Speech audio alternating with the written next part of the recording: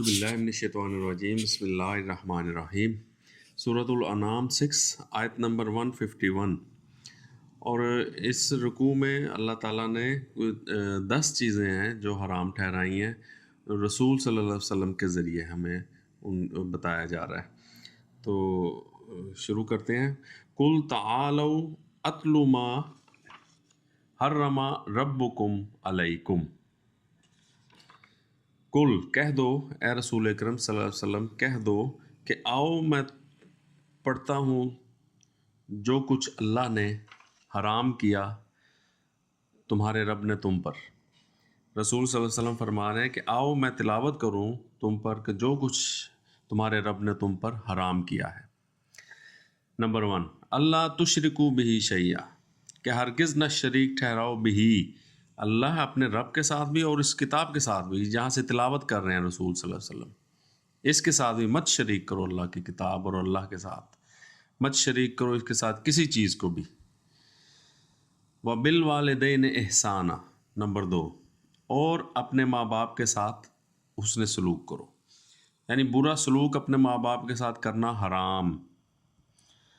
وَلَا تَقْتُلُوا أَوْلَادَكُمْ مِنْ إِمْلَاقٍ، نمبر 3، اور مت قتل کرو اپنی اولاد کو مفلسی کے ڈر سے، یعنی اللہ تعالیٰ آپ کو صاحب اولاد کرے تو اور آپ کسی ڈر سے خوف سے آپ ابورشن کروا دیں یا کسی وجہ سے کوئی، تو یہ بڑا سخت حرام ہے اللہ تعالیٰ نے۔ مت قتل کرو اپنی اولاد کو مفلسی کے ڈر سے۔ نحن نرزقکم وإیاہم، ہم ہی تمہیں رزق دیتے ہیں اور انہیں بھی۔ ہر شے کا رزق اللہ ہی کے ذمہ ہے، وہی رزق دیتا ہے، ہمیں بھی دے رہا ہے اللہ تعالیٰ، اور جو اولاد عطا کرے گا ان کو بھی دے گا، اللہ ہی دے گا رزق۔ تو یہ بھروسہ اللہ پر، ایمان رکھنا چاہیے اللہ کا۔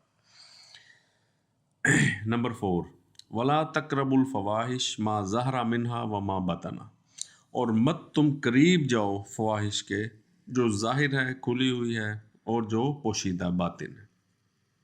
فواحشات کے قریب بھی مت جاؤ۔ ایک تو فواحش بذات خود وہ عمل ہے، اور اس کے قربت میں بھی جو چیزیں ہیں نا، ان سے بھی اللہ تعالیٰ کہہ رہے ہیں بچیں، چاہے وہ ظاہری ہیں یا چھپی ہوئی ہیں۔ نمبر 5، ولا تقتلوا النفس التي حرم اللہ الا بالحق، اور مت قتل کرو کسی نفس جان کو جسے اللہ نے حرام کیا مگر حق کے ساتھ، کسی اتھارٹی کے ساتھ، کسی دلیل، حق سچائی کے ساتھ۔ ذالکم وصاکم بہ لعلکم تعقلون، یہ سب باتیں وصیت ہیں تمہارے لیے، ان کی وصیت کی جاتی ہے ان کی تمہیں تاکہ تم عقل کرو، عقل سے کام لو۔ نمبر 6، ولا تقربوا مال الیتیم الا باللتی ہی احسن، اور مت تم قریب جاؤ یتیم کے مال کے مگر اس طریقے کے ساتھ جو بہترین ہو، حتیٰ یبلغ اشدہ، یہاں تک کہ وہ پہنچ جائے جوانی میں، قوت میں، سمجھداری میں، بالغ ہو جائے۔ یعنی یتیم کا مال اس کے بچپن میں یا اس کے نادانی میں اس کو مال کو ہڑپ نہ کرو، نہ اس کو کھاؤ، بلکہ اس کی امانت سمجھ کر اس کو جب وہ جوانی تک پہنچے، سمجھدار ہو، تو اس کا مال اس کے حوالے کرو۔ وَأَوْفُوا الْكَيْلَ وَالْمِيزَانَ بِالْقِسْطِ، اور تم پورا کرو ماپ اور تول انصاف کے ساتھ، ناپ تول میں کمی مت کرو، انصاف کے ساتھ کرو۔ لا نکلف نفسا الا وسعها، نہیں ہم مکلف ٹھہراتے، تکلیف دیتے کسی نفس کو، ذمہ دار ٹھہراتے مگر اس کی وسعت کے مطابق، جو جتنی کسی کو اختیارات ہیں، جتنا اس کو اللہ تعالیٰ نے دیے ہیں اختیارات کہہ لیں یا اس کو، تو اس کے مطابق اس کی ذمہ داری ہے، اسی کے مطابق اس سے پوچھا جائے گا۔ نمبر 8، وَإِذْ قُلْتُمْ فَعْدِلُوا، اور جب تم بولو کہو تو انصاف کے ساتھ، عدل کے ساتھ۔ وَلَوْ كَانَ ذَا الْقُرْبَىٰ، اگرچہ وہ تمہارا قریبی، یعنی آپ کا کوئی قریبی بندہ ہے، اگر وہ بات اس کی غلط ہے تو اس کو غلط کہو، اگر وہ صحیح بات کوئی غیر کر رہا ہے تو اس کو صحیح ہے، کچھ صحیح کہو۔ تو جب بھی اللہ میں کہ جب بھی کہو تو انصاف کے ساتھ بولو، جب بھی بات کرو۔ وَبِعَهْدِ اللَّهِ أَوْفُوا، اور ساتھ اللہ کے وعدے عہد کے تم پورا کرو۔ جو بھی آپ جب ہم مسلم ہوتے ہیں سبمٹ کرتے ہیں اللہ کے آگے تو ہم اللہ کی ان چیزوں پر ایمان لا رہے ہیں، ان کو مان رہے ہیں، اللہ سے کمٹمنٹ کر رہے ہیں. تو جو اللہ سے ہم کمٹمنٹ کر رہے ہیں، وعدے کر رہے ہیں اللہ میں کہ ان کو بھی پورا کرو. یہ نمبر 9 تھا.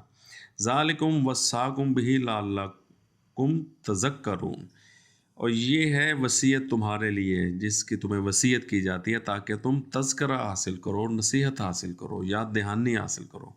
پہلے اللہ تعالیٰ نے کہا لعلکم تاکلون، تاکہ تم عقل کرو. اب کہا لعلکم تذکرون، تاکہ تم نصیحت ذکر حاصل کرو اس سے. یہ وصیت، اس وصیت سے. اور نمبر 10 ہے، رسول کریم صلی اللہ علیہ وسلم فرما رہے ہیں وَأَنَّ هَذَا صِرَاطِ مُسْتَقِيمٌ، اور یہ ہے، یہ کتاب، یہ قرآن میرا سیدھا راستہ. رسول اکرم صلی اللہ علیہ وسلم کا راستہ، یہ قرآن، یہ کتاب اللہ کی، یہ ہے سیدھا راستہ. وَأَنَّ هَذَا صِرَاطِ مُسْتَقِيمٌ، اور بے شک یہ ہے میرا سیدھا راستہ. فَاتَّبِعُوهُ، تم سب اسی کی پیروی کرو. آرڈر آ گیا اللہ کا اور رسول کا کہ اس کتاب کی پیروی کرنی ہے، اس کی اتباع کرنی ہے. وَلَا تَتَّبِعُوا السُّبُلَ، اور مت پیروی کرو اور کتابوں کی اور راستوں کی. یہ راستہ، یہ ہے کتاب اللہ کے رسول کا راستہ. دوسرے راستوں کی مت پیروی کرو. منع فرما دیا اللہ تعالیٰ نے بھی، رسول صلی اللہ علیہ وسلم نے بھی. مت اتباع کرو دوسری کتابوں کی، مت پیروی کرو دوسرے راستوں کی. فَتَفَرَّقَ بِكُمْ عَنْ سَبِيلِهِ، تو وہ تمہیں فرق کر دیں گے، الگ کر دیں گے میرے اس راستے سے.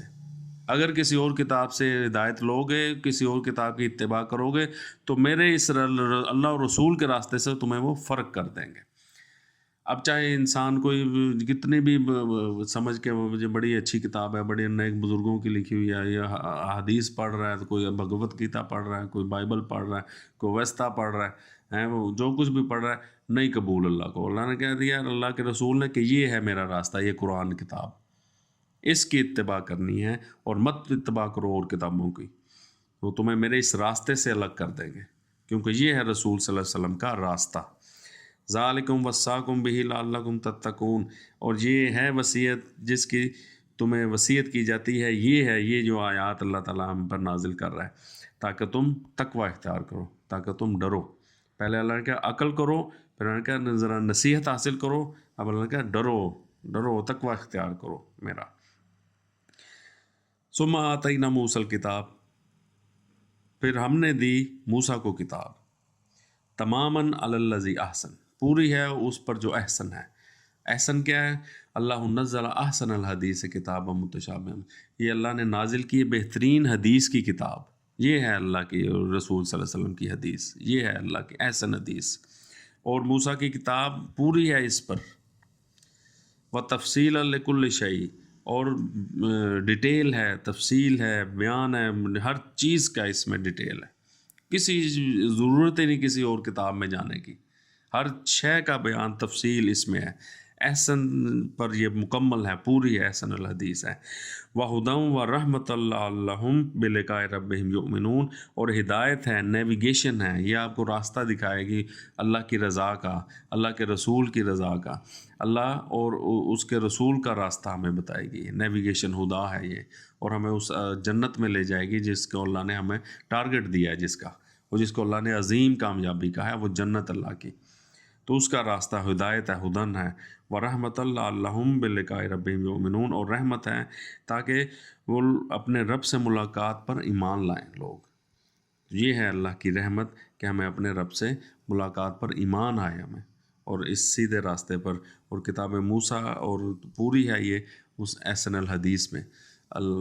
کتاب موسیٰ ہے یہ، اور یہ اللہ تعالیٰ نے پورا کیا ہے اس کو علی الذی احسن، جو احسن ہے. اور ویسے بھی لقد کان لکم رسول اللہ فی اسوۃ حسنہ، رسول صلی اللہ علیہ وسلم کی یہ جو اسوہ ہے وہ احسن ہے، اس پر یہ پوری ہے، مکمل ہے. ہمیں کسی اور کتاب کی ضرورت ہی نہیں، نہ ہمیں جانا چاہیے. حرام کیا اللہ نے، اللہ کے رسول نے، کہ مت پیروی کرو اور کتابوں کی. یہ ہے، یہ کتاب میرا راستہ ہے رسول صلی اللہ علیہ وسلم کا. اللہ تعالیٰ ہمیں ہدایت دے. جزاک اللہ خیر. صدق اللہ العظیم.